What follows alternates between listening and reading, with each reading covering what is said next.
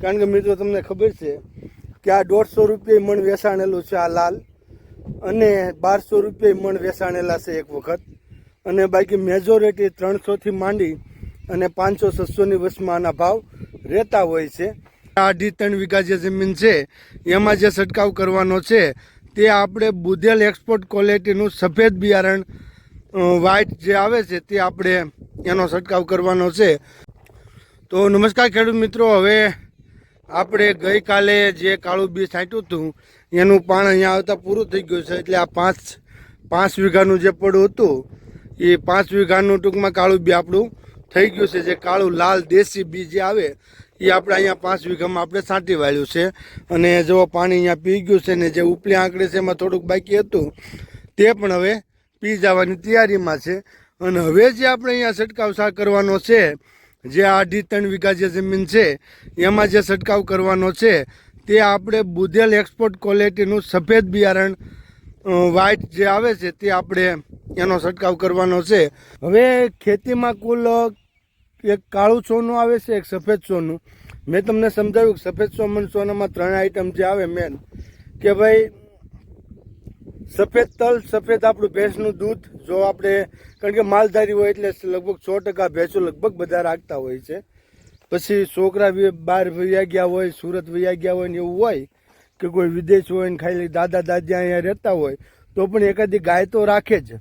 અને ત્યાર પછી મિત્રો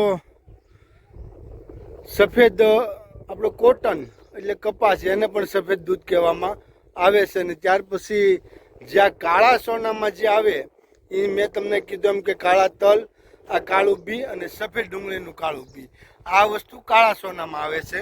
અને આપણી છે કાળા સોનાની વાવણી, અને આ જે કાળું સોનું જ આપણે હવે કરવાનું થાય છે મિત્રો, કારણ કે અમે આપણી ડુંગળી ઉભેલી છે જેના 8-10 વીઘા છે, અને ત્યાર પછી આ 5 વીઘા જેટલો આપણો આ કાળો લાલ દેશી બી અત્યારે છટાઈ ગયું છે। ત્યાર પછી અહીંયા સફેદ બુધેલ એક્સપોર્ટ ક્વોલિટીનું જે છે એ બી છટાવવાનું છે। પણ આની વસ્તુ મિત્રો એવી છે કે અમારે જેવું આને અમારે સંઘરવી પડે છે।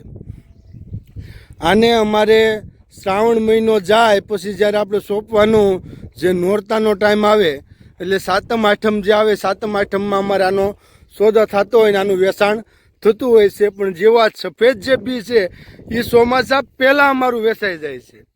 જે બુધેલ એક્સપોર્ટ ક્વોલિટી આવે એ ચોમાસા પહેલાં અમારે એના સોદા થઈ જાય ને વેચાઈ જતું હોય, અને ખેડૂત મિત્રો લઈ જતા હોય છે, પછી એ લોકો ચા સંઘરતા હોય છે અને એવું બધું હોય છે। પણ હવે એ જે આપણું આજે 3 વીઘા જેવું છે એ આપણે સફેદ બુધેલ જે એક્સપોર્ટ ક્વોલિટી આવે છે આપણે કરવાનું થાય છે। અને હવે એના સારા જન્મિનેશન માટે આપણે જઈએ સામે ઢાળીએ, અને સામે ઢાળિયા જઈ અને હું તમને સમજાવું કે કઈ રીતે એમાં પાવડર ક્યાં ક્યાં ભેળા કરવા, કઈ રીતે છાંટવું, કઈ રીતે એને વાડીમાં રોડ ઉતારવો અને કઈ રીતે પાવું, જેથી કરીને જે આપણું બીજ છે એ નિષ્ફળ ન જાય અને એક સરખું જ ઉગાવો એનો આવે, અને આખા વર્ષ માટે એને આપણે વ્યવસ્થિત રીતે કામ મિત્રો, જેની શરૂઆત સારી ને એનો એન્ડ સારો, જેને શરૂઆત ખરાબ એનો એન્ડ ઘણો ખરાબ હોય છે। એટલે તમે વિડીયો ખાસ જોજો, અને અમારા વિડીયોમાં જ રિયાલિટી જ હોય છે, કાંઈ ખોટા વાત કરવાની આવતી નથી, આંબા આંબલી આવતું નથી। કારણ કે મિત્રો તમને ખબર છે કે આ 150 રૂપિયા મણ વેચાણેલું છે આ લાલ, અને 1200 રૂપિયા મણ વેચાણેલા છે એક વખત, અને બાકી મેજોરિટી 300 થી માંડી અને 500-600 ની વચમાં આના ભાવ રહેતા હોય છે। અને ક્યારેક પછી બહુ ડિમાન્ડ આવી ગઈ હોય, ડુંગળીનો બહુ સારો ભાવ આવી ગયો હોય તો આનો ઊંચો ભાવ જાય છે, પછી ડુંગળીની ડિમાન્ડ ન હોય તો 200 રૂપિયા 250 રૂપિયા પણ ભાવ આવતો હોય છે। એટલે આનું કાંઈ નક્કી થતું નથી।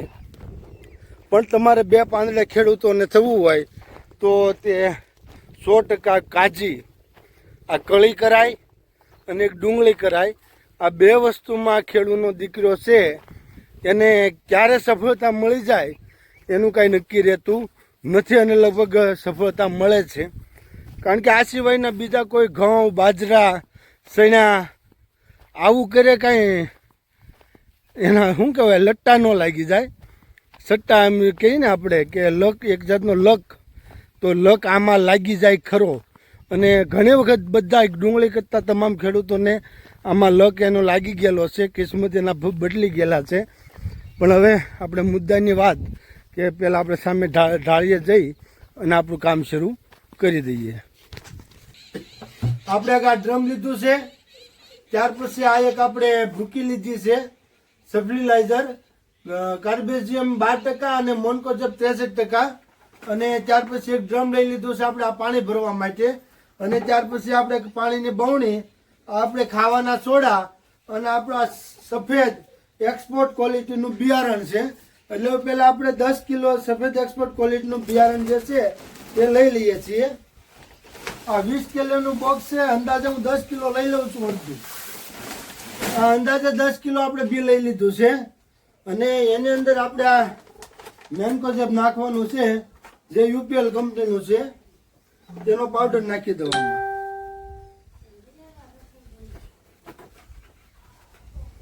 હવે એની અંદર આપણે આ પાણી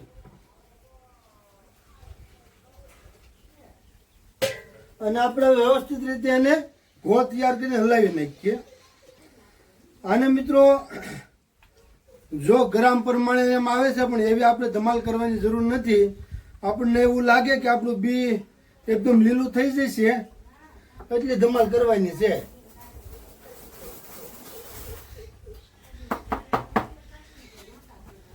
હજી થોડુંક આ જાડું છે એટલે પાણી નાખી દઉં. અને હવે આપણે આમાં નાખી દઈશું.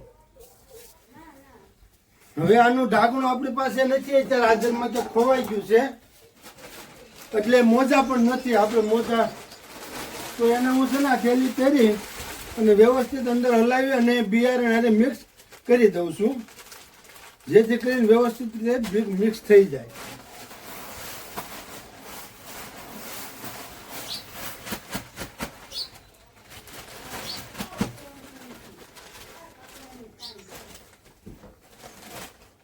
હવે આને ઘડીક આપણે સૂકવવા, અને કદાચ તળી આપણો હાથ ન પોગ્યો હોય તો પાછું એકવાર આપણા કોથળામાં પાથરી અને હરખી રીતે મિક્સ કરી લઈએ.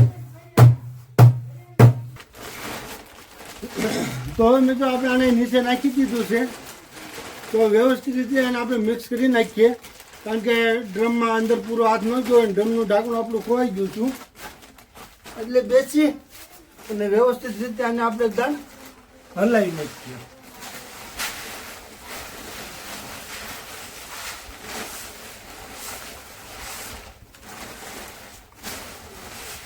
તો આ રીતે મિત્રોને વ્યવસ્થિત આપણે છે ને મિક્સ કરી નાખવાનું છે. કોઈ દાણો રહી ન જાય એનું ખાસ ધ્યાન રાખવાનું છે. અને લગભગ એક દાણો રહી ગયો નથી. અને હવે આપણે આની અંદર ભેળવી દેવાના છે ખાવાના સોડા. મિત્રો આ વસ્તુ જે છે ને એ એટલા જ લેવાના છે, આને કંઈ વધારાની જરૂર નથી. એને આ રીતે આપણે ખાવાના સોડાનો પાવડર મિક્સ કરી નાખવાનો છે, જેથી કરીને જે બીનું છે ને એ જર્મિનેશન ખૂબ ઊંચું આવે, ખૂબ સારું આવે.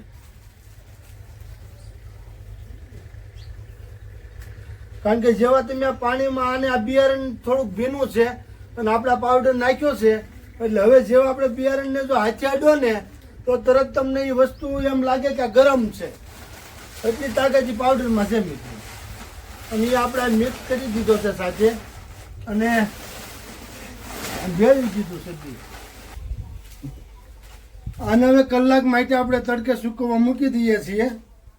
તમને એમ થતું હશે કે ભાઈ આ રાત્રે કરી લેવાય ને એમ, પણ મિત્રો રાત્રે કરીએ ને તો પછી એને ઠંડી લાગી જાય, ટાઈટ લાગી જાય અને ઝાકળ પડી જાય ઉપર, તો જે બી ઠંડુ પડી જાય આ ઓલાના કારણે, આપણા ઠંડીના કારણે જે બી ઠંડુ પડી જાય પછી એ બિયારણમાં ઉગવામાં કેવરાવે છે. એટલે એને ઠંડુ પડવા દો મિત્રો. અમે તો વાડીમાં છાંટી દઈએ ને, જે સાંજ સુધીમાં જે પાણી પી જાય અમે છે ને એટલી જ જમીન અમે છાંટીએ છીએ. અમે કહી દે હાલો એક હારે છાંટી દઈએ અને પછી કાલ પાણી પાવું પમદી પાણી પાછું, એમ નહીં. રાત સુધીમાં સાંજે 7 વાગ્યા પહેલા જેટલું બી છટાય એટલું બી સાંજ સુધીમાં પી જવું જોવે. એટલે આગળ 4 કેરા આગળ બી છટાતું હોય પાછળ એને રોડવાનું કામ શરૂ હોય અને પાછળ એને પાણી પાવાનું કામ શરૂ હોય. આમ ત્રણેય સ્ટેપ અમે સાથે લેતા હોઈએ, જેથી કરી અને આવું મોંઘું જે બિયારણ હોય એને ઉગવામાં કોઈ તકલીફ ન પડે, જર્મિનેશનમાં ન ફેર પડે અને આપણો જે ઉગાવો છે એ સટીક અને વ્યવસ્થિત આવી જાય. તમે પણ એ જ પ્રોસેસર કરજો. આખી રાત વાડીમાં સાટેલું પડી રહેવા દેશો ને મિત્રો, તો ઉગાવામાં તમને 100% તકલીફ પડશે. આ અમારો પોતાનો ખૂબ અનુભવ છે અને ઘણી વખતનો અનુભવ છે. ઘણી વખત અત્યારે મારે ટાંકાની વ્યવસ્થા છે એટલે રાત સુધીમાં પાઈ દઉં. બાકી હવે 2-2:30 વાગે લાઇટ વહી જાય 3 ફેજ અને સાટેલા 5 કેરા પડ્યા રહે શું કરવાનું? હવે બધા ખેડૂતની વ્યવસ્થા ન હોય એટલે ધ્યાન રાખવું પડે. બાકી મારે તો બહુ મોટો ટાંકો છે મિત્રો, કે 2 કૂવાનું પાણી હું આલપા ભેળું કરું તો એ 3 દિવસ ટાંકો ખૂટે નહીં. એટલે ટાંકામાં પાણી જવા દઉં એટલે હાલ્યા કરે. પણ તમારે ખાસ ધ્યાન રાખવાનું છે કે આને સાંજે ઠંડીમાંના સંપર્કમાં આવવા દેવાનું નથી અને સવારે આ રીતે ભેળવી અને ડાયરેક્ટ આપણે સાટી દેવાનું છે. કલાક, 1.5 કલાક, 2 કલાક દિવસે અને તપવા મૂકી શકો આગલે દિવસે. ધારો કે મારે આજ સાટવાનું હોય, મેં ગઈકાલે આખો દિવસ એને તપાવ્યું હતું, રાત્રે પાછું પેક કરીને મૂકી દીધું અને અત્યારે જો આ દવા ભેળવીએ અને પાછો 2 કલાક તપાવીશ એટલે આપણું કામ થઈ જશે રેડી. તો ચાલો આને ઝડપથી તડકે લઈ જાઓ